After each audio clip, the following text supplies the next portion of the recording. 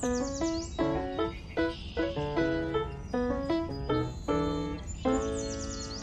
Pearl, how are you today? Hey, and here's Minnie. Look at the pretty flowers I just planted. What? Oh, you're right. I almost forgot. Another day of soul care. Hey, everybody. Welcome to SoulCARE Intensive today. And I just wanted to say hello to everybody. And a busy morning this morning, going through different Zoom calls and meetings with people about my school and about my new courses coming out in meditation. And I've been on Facebook with a lot of people here. And today, hi, Mary. Hi, Marianne. Hey, Marianne's helping me with the course, doing great. We have Barbara. Hello, Barbara, Teresa, Nancy, Lori. And it's really great in the Facebook community because I asked people what they would like to talk about today. So I think Thursday is a good day to go through kind of intensively talk about things more in depth, if you will.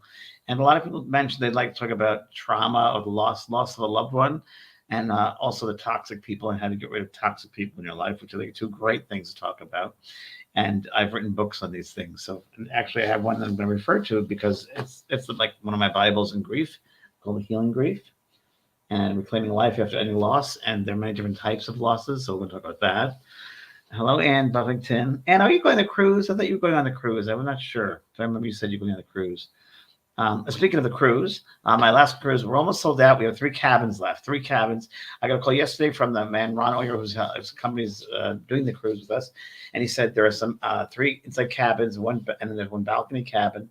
But there is some room left, like 3 or 4 cabins that are left. And he said, please tell your people that. So I'm sharing that with you. Stepping in the spirit world. And it's going to be a very different type of cruise I've ever done before, because it's going to be an immersion experience. And what does that mean?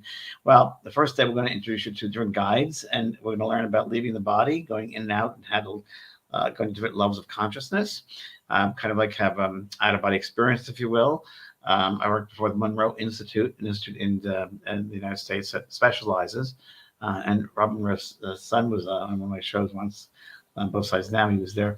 And we're going to do some techniques of learning how to leave the body, be aware of different levels of consciousness and what they're like, and all the different spheres to the spirit world. But it's just going to be an immersive experience. And also contact loved ones who are there, your guides, becoming aware of what your soul is to learn in this lifetime, things you've accomplished, things that you can, I guess it's going to be gosh, the way I look at it is also looking at your journey thus far in this lifetime, this current lifetime in the human world, and seeing what you've accomplished and what you have not accomplished, lessons you've passed, things still need to be done, and these experiences that we go through, in which we call life, and how to go through them, and certain tools you have to go through. That's what's going to be part of the cruise. It's over 15 to 20 hours of workshop, and also having a little party because it's my 65th birthday, but also having a cocktail party. So I get to meet everybody personally and sign books and take pictures. So that'll be that. So said Lori is saying, so said your last cruise, as I can't make this due to some health stuff. Okay, that popped up a couple months ago. It will be fabulous, Laura. Thank you, honey. Oh, Joni's going. Yep, very good, Joni. Yes, I know, it's so fun, right? I have starting with my playlist. I have 30 songs right now, and it's really pretty trippy. I always do this with the spirit world who works with me. And I asked them to guide me in setting up this the course for the cruise, and they've and also music. It's going to be a heavy music music involved course. I just told the ship yesterday that's going to be. We need pillows. We need people going to be lying on the floor. We need comfortable chairs. We need a good audio system. I'm not going to do the visual because it takes us away, but definitely going to be some great different type of music, all different types of music, and some music is just so trippy. It's like when we're in this certain realm, there's going to be like this little drop of ding, ding. It's really inducive to get you into a certain space and to have experiences. And so anyway, good afternoon. Oh, thank you, Sue, from the UK. Yeah, so karma, I answer a couple of questions here before I go into the healing part of this. Mimi Ness says, hi, James, the concept of karma is relatively new to me. Can karma be forgiven?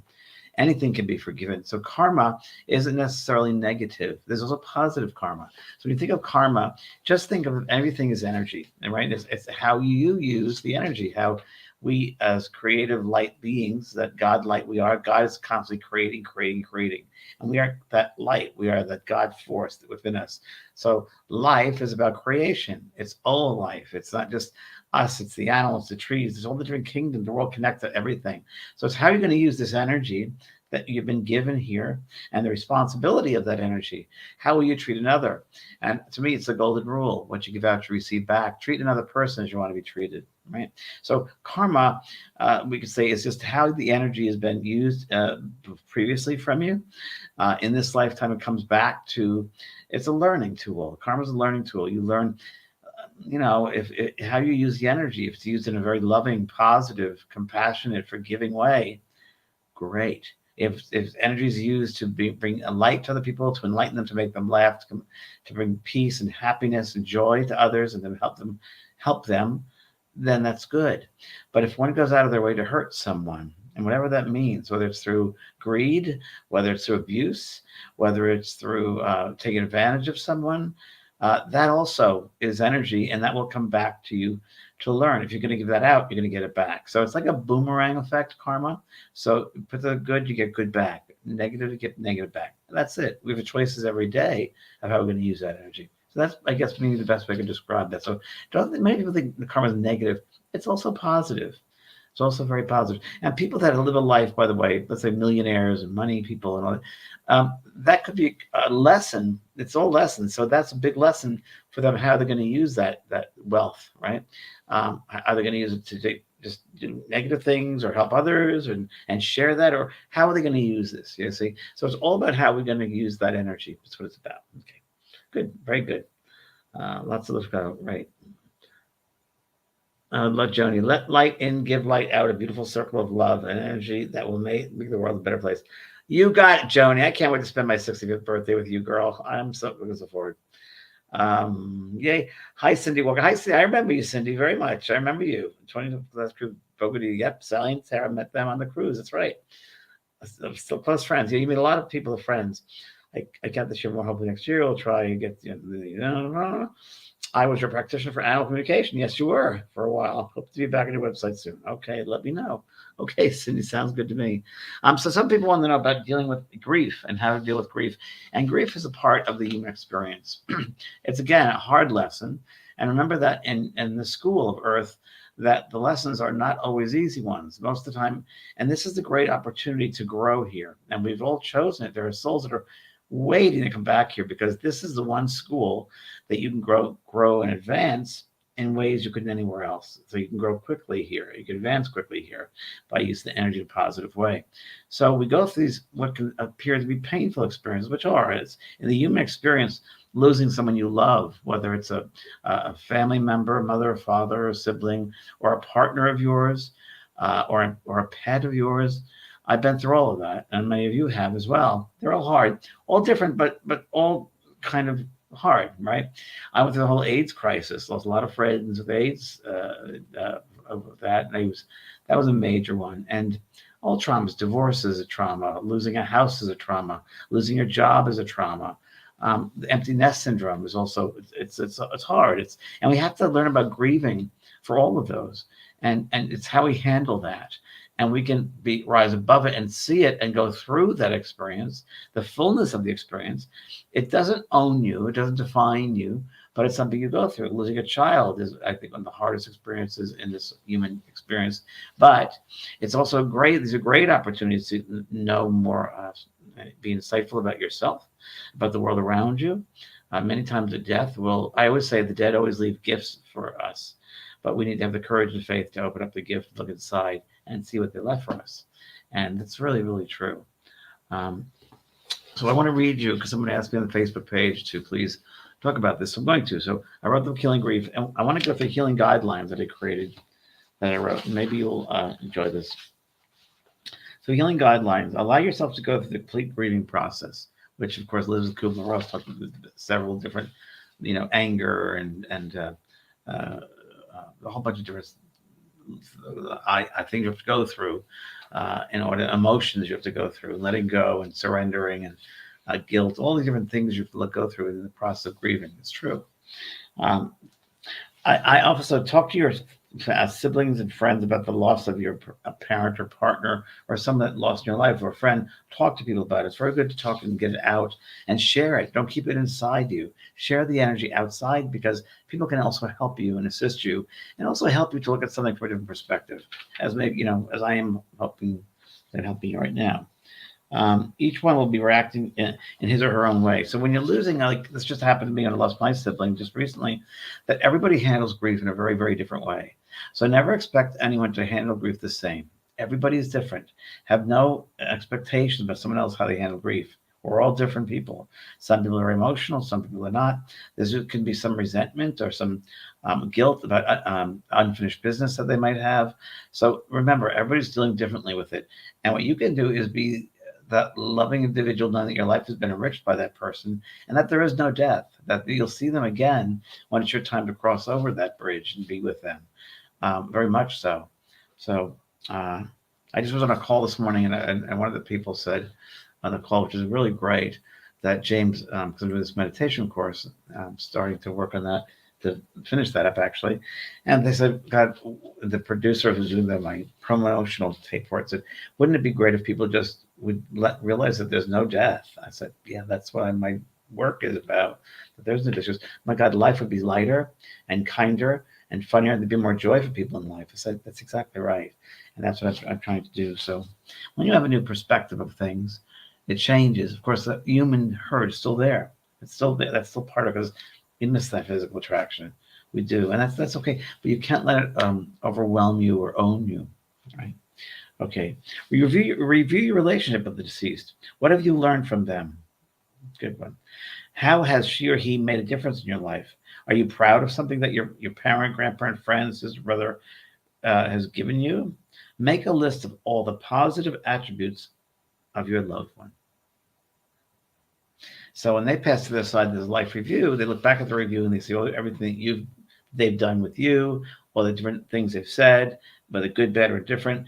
And some are very proud of certain things they've done. Well, they might not be, but I think, as I've said before, and you've heard me say this before, I think a successful life is when you leave this earth, you look back and say, wow, it's a better place than it was when I found it. Is there any unfinished business with a family member or friend? Write a letter and describe how you feel. It's important to get communication out. You hold stuff inside you, as we know. If you hold it emotionally, you're stuck and you become stagnant. The energy can't flow and it becomes stagnant, and that causes things to happen. The backup, if you will, it dams the energy, which can cause dis-ease, imbalances. So you want to make sure the energy is always flowing freely, and that's a great way of doing that, is releasing, letting go, sharing your emotions to other people, sharing what you're feeling, not holding them inside. If you were living with your parent at the end or friend, the loss may be particularly difficult. Realize that you are your own person. You are not your parent. I'm going to read that again. It says, as if you lost a parent. At the loss may be particularly difficult. Realize that you are your own person. You're not your parent. Okay. You have to take stock of your own life and the ways in which you want to live it. You no longer have to do it in your parents' way. Big one. All right. You no longer need their praise. You are who you are, and accept who you are. Forgive your parents for any faults, and also this is with friends and partners. They're doing the best they can with the information they had and the level that they were at. Very true. Release them so you can begin to express yourself emotionally in ways you never did before. Understand that you will not die at the same age as your parents. This is interesting. A friend of mine just said, wow, James, I just passed my time. My mother died, my sister died, my father died, and I just passed that my age. So that is a big relief. We're our own person. We're not each other's. So we're our own unique journeys, if I can say it that way. And also, I think another thing to do is write a letter to the deceased person, or even someone who you're having a disagreement with in life. You don't have to send the letter, but I just did this the other day. And write a letter, but don't send it, but write things out of your feelings, your emotions out in a letter. And if you feel what you want to send it to them in a nice way, not to destroy, but you can share your feelings, not judging, but just feelings. That's good. That's a good thing to do. Okay. Raven is saying hi from South Africa again. Hello. Thank you for joining us here. Busy with your book, Healing Grief. Yes, this is it. A lot of information on here. My little boy who passed was disabled. Why would souls choose that? I would be his mom over and over again. Well, that's a very good question, Raven. So I'm good to see you again. So many times I've heard this, and I've brought through spirits who have had physical handicaps, mental handicaps, and so forth. I remember one in particular early on in my mediumship. This girl, Susie, her name was, and she came to me, and I was in a development circle with her. And her brother came through at a reading, and he was in a wheelchair. And I said, and he died at the age of, I think it was 18 or 19. She was, yes. And he came through and he said, this was a blessing. I had to do this with my soul group. And I had to present myself in a way in this physical body with this physical ailment, handicap, so it could teach others around me how to love unconditionally. It was good. So a lot of those physical handicaps or mental handicaps, in many ways, are for reserved for advanced souls, postgraduate souls, and also for something for that soul group to learn, the soul family to understand and learn, not to judge it, but to understand things, to have more empathy, maybe, or compassion or forgiveness. So there's nothing bad about that. It might physically not be, we look at it, oh, that's not, but it's just the experience that soul has to have, and how we will honor that with them. So there you go, Raven. Good for you to having that in a way, because it's advancing your group and yourself and your son. So good for you to take that on, sweetheart. Really advanced soul lessons. Okay. Dark Crystal Tarot. Hi. Hi. Okay. As much pain as we endure after a loved one has crossed over, I feel comfort actively having a ceremony in honor of their spirit. I love that. I burned sage in the forest by a creek for my mama. She was present. Yes, they're always present, sweetheart. They're always present. I believe in a celebration of life. It was funny. I was talking about this yesterday, and it was interesting because I have the notes behind me on this little pad. I was reading to my niece about this information that came through. I think it was through a Ouija board. I forget what it was, just about 3 months ago. Anyway, it said the message was that the ceremonies are for the living, not for the dead. The dead are happy where they are. They don't need a ceremony. They don't need. My sister, when she passed, she said, "Why are we having this wake?" And I said, "Well, this is what you wanted." She goes, "Oh, I feel bad about wasting people's time." So that's interesting, isn't it? That perspective. But they're okay. It's really for the living. I think that they know within their heart and their being that you love them and that you really honor them. But I think it's a way for the living to feel complete as well. I think it's a good thing to do. That's a completion of that cycle, and honoring. I like that. I like celebrations of life. I know when it's the end of my life, I want people to have a party and drink and a dance. That's what I want. Okay. Nancy Conley says, James, your book Talking to Heaven. Yes, which I brought up my father's suicide, helped me so much. My dad passed in 97. I've been a big fan ever since. Thank you for everything you do. Thanks, Nancy. I'm just going to tell you something about Talking to Heaven and that. This all ties in, which is beautifully. That was written in 1997, I think, that book, and my first book. And I wrote about suicide in that book. And my life has changed. My insights have changed. My work has changed. I have thousands and thousands and thousands of readings since I wrote that book in 97. And my thoughts of suicide has changed that I have in that book. I was raised Catholic, so in some levels, I think that I was looking through those eyes, that lens of Catholicism. So what I would say now about suicide is different than I would in that book is. I believe that suicide is all different. I don't think it's a punishment. You don't go to hell. There's nothing negative per se about it. What I would tell you is, because I don't want to judge it, it's an opportunity. Suicide, sometimes there are many different types of suicides. If someone's in their late 80s and they want suicide, that's kind of okay in the way they've completed their life. And I think quality of life is more important than quantity of life. So that's another reason. I also think when we look at suicide, we also got to look at the fact that perhaps that person had a mental illness, or perhaps that person came back on this earth before their time. They have choice to come back when they want to come back, and they came back too quickly, and things were in sync. Perhaps these are all just hypotheses, right? And then also there could be, and I was told this once, which really makes sense, that the soul group, the soul family, that one of the members decided they would go complete suicide as a lesson for the other remaining beings. that they would do that for them, so the people could get on their spiritual path, or get an understanding about suicide, or about life, or about a relationship with that person. All it's like a multi-lesson type of experience, suicides. So the one thing, the most important thing to realize with suicide is you're here on a school, and you're here to take classes, and there's certain classes that are set up, and it might be, the important thing is sometimes you're not allowed. You shouldn't cut class, because you're gonna have to relearn it again anyway next time. So again, different type of suicide here. So you can you have to realize that there might be a certain journey that you're destined for, and if you cut that journey short, you will have to come back and finish it. I was at the point once in my life where I was had nothing to live for. You didn't know this is very true, and it was a point where I was empty inside, and I just said, I'm going to go. I'm going over to the other side, because there's something really happened that made me feel very empty, and I didn't do it. I'm glad I didn't do it, but I understand why people get in that space sometimes, thinking there's nothing left. I get that, because it's such an emotional thing that you get in that space. And many suicides that I've worked with are a result of an emotional crisis. Some are. They're all different. Again, they're all different types of things. So anyway, so talking to heaven, a friend of mine told me the other day, last week, that her friend Elizabeth is a flight attendant for the United Airlines, that she flies from LA to Japan, I think every 2 weeks. And her crew member she was flying over there with, during the flight, they were in the galley, and this male crew person said to her, I was going to take my life one day.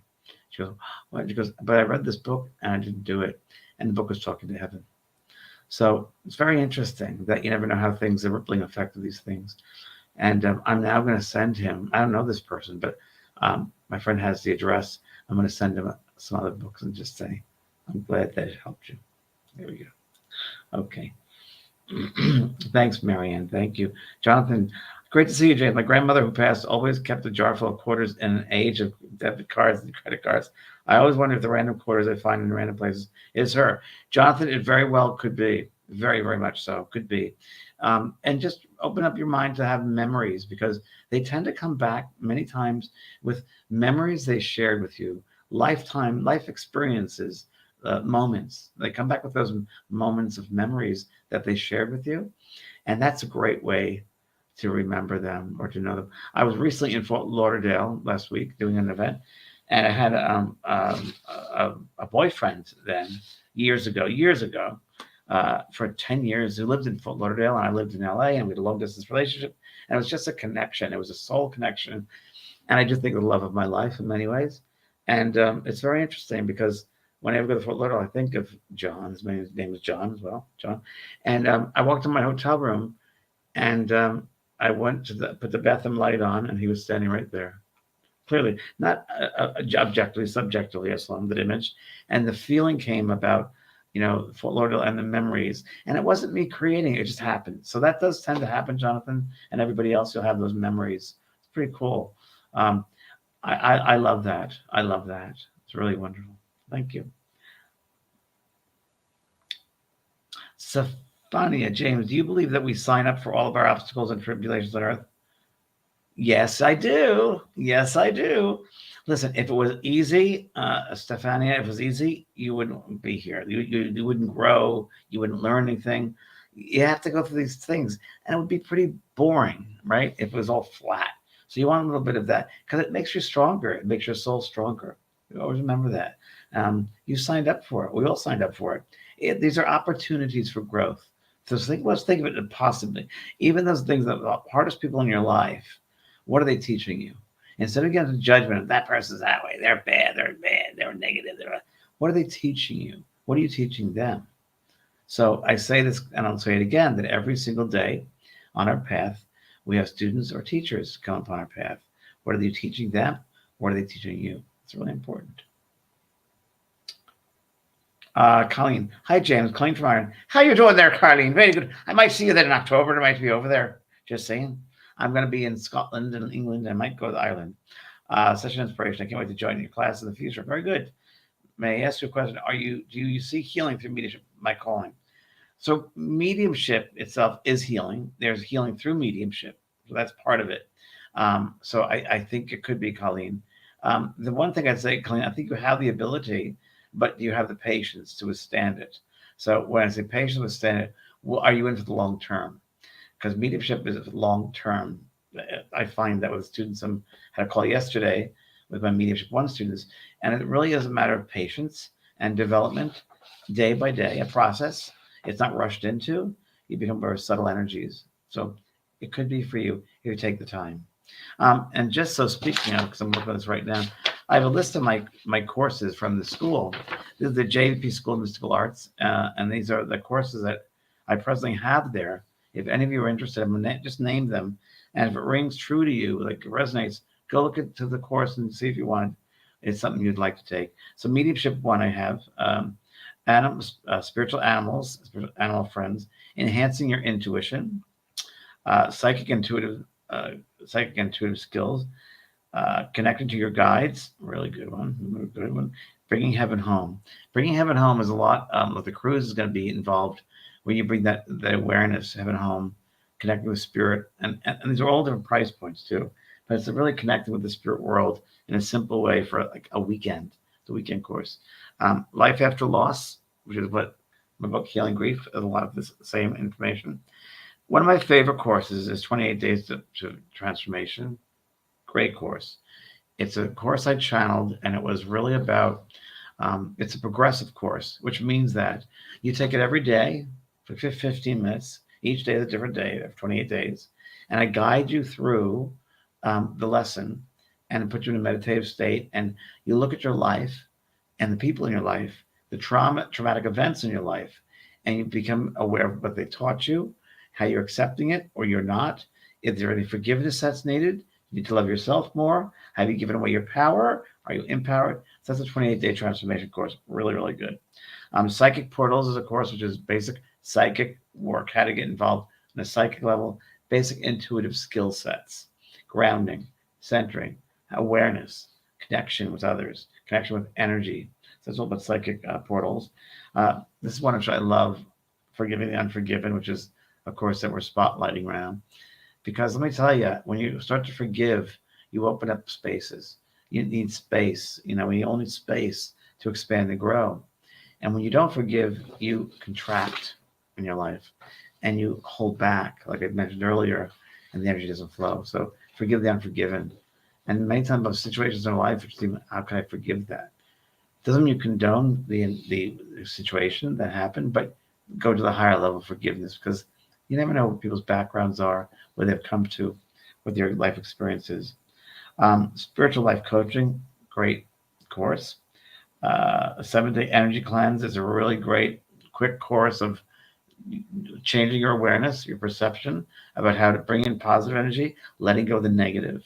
And someone asked my Facebook page about how do you let go of toxic people. That's part of that course, 7-day energy cleanse. Because you have to love yourself enough to say, that's not allowed. You're not allowed in that space. Releasing toxic people, it's setting boundaries. It's setting boundaries and letting them know, not to judge them, but letting them know that I no longer accept that. I do it all the time. I mean, this past year, I've met so many people in my life who are not supportive in that, whether it's through a friend, whether it's through anyone in your life, employment people, anything. They got to support you. They got to meld and be part of your experience and bring you up, not tear you down. You don't need people to tear you down. Enough people out there in the world, there's negative in the world, a lot of negativity out there with people with hate and judgment, which I can't understand it. Ron DeSantis, don't like him. Don't like him at all. Sorry, but I don't. I think a lot of hate going on. And I just, listen on the news, the Target's pulling clothes for gay or trans people that people find that offensive. Like, that's too bad. I mean, people are people. You got to express ourselves. So, listen, we got to take care of ourselves, a microcosm, and by taking care of the microcosm and honoring who we are and making sure we have people in our life who empower us and that we are honoring ourselves, we don't have to have any toxicity around us. Not good. People like to spew their stuff, whether it's hate, whether it's negativity. They want to feel company. Don't let them drag you into it. Life's too short. Okay. The psychic astrology course is very, very good. of that basic astrology. It's a long course. It's an in-depth course I did that I was going to do a simple course, but it couldn't be simple. I really go in depth to the phases of the moon, the phase of the seasons. Seasons things happen, all the signs, the characteristics of the signs, the houses of the astrology chart. So that's a pretty in-depth astrology course, psychic astrology. One of the courses for a lot of people here, which I talk about a lot, is life tools for the highly sensitive. Because you get a lot of people who say, I'm so empathetic and sensitive, I pick up on energies, or anyway, I can get rid of that energy. That is a course I created just for that. Tools for the highly sensitive. So you'll enjoy that. Anyway, those are some of the courses that are in the school. So please look them over and enjoy them. I made them for you. So there we go. Okay, Laura. Hello, James. I see my mother's quite often in my dreams. Yes, she died 6.5 years ago. Am I keeping her earthbound? Am I missing her so much? No, darling, you're not. You're not. She has free will, and she'll come and go. She comes to you because she loves you. But you have to realize that she's in a good space, a lovely space. Honor her new journey. Her journey now is to go into those other levels. Life never ends. It's all art of discovery. So, and just instead of thinking of holding her back, don't think of it that way. Think of, Mom, I love you, and she knows that, but let her enjoy her journey, and you're there anyway. Something to remember this, and this came in the other day. It's very, very interesting. When we think of like your Laura, like your mom, right, and you're Laura, and we have you share that identity of Laura here on the earth, like Joni Wayne Gibson does, and Ann Peters does, that we have this identity here in the physical. Really, the truth is, everyone, that this is just a small part of your soul. That this part here is a very small part of your whole entire being. Your beingness is really in the stars. It's way above us. This is like 30% of our soul. 70% is out here, experiencing different worlds, and there are different levels of who we are. We think this is us, but no, this is just how we identify with the densest part of ourselves. It's a very small part of us. It's we're really much, much more than that. So you're dealing, like in your case, Laura, you're with your mom now on higher levels. We are with our loved ones, those higher levels of being. It's the physical part of us that has to realize that. It helps us with our progress if we realize that we're with them, that we're more than just this. When I first started developing as a medium, it was very interesting. And I sat in the stillness of my being. I said the quiet. I became aware of the expansion of my auric fields, right? But I also became aware that I was much, much bigger. And then they expanded, right? And then it contracted, it got smaller. But it made me realize that I'm a part of that up there, over there, part of everything. This is a very small part of us. This is the period at the end of the sentence, but with a sentence. See? So there's a way of putting it there. In the future, I'm going to play some tapes from a physical medium that I had the joy and the honor of sharing time with and sitting in a session. And Leslie Flint. His name is Leslie Flint. And the Leslie Flint Trust is on the internet. You can listen to various voices in the air that appeared in a seance like Roberta Valentino and Queen Victoria. And I'm going to play you something next time about the other side. They talk about who we are as a soul. I think you'll find it very, very fascinating. I'll play it next week. Okay. Nadine, hi Nadine. Lots of people love you, Nadine. I've heard a lot of people saying that lovely girl, Nadine. So that's great. My friend Caroline loved you the other day, and you felt the connection with her. She felt the connection with you, which is great. I hope I didn't miss the mediumship live course last night. No, that's not last night. It was next week. Next week, sweetheart. Yeah, next week it's going to be. Okay. All right, Nadine. Hi, Krasna Gems. Hi, James and everyone. I'm loving your flower pics. I personally feel like spirits of a loved one seem to come around when I'm in the garden. I know they do. From my experience, they have come around all the time. Part of the reason I had that flower sale, I have a flower sale at the school going on, is because of I always feel loved ones in the garden. And I always acknowledge the beautiful life of all those flowers.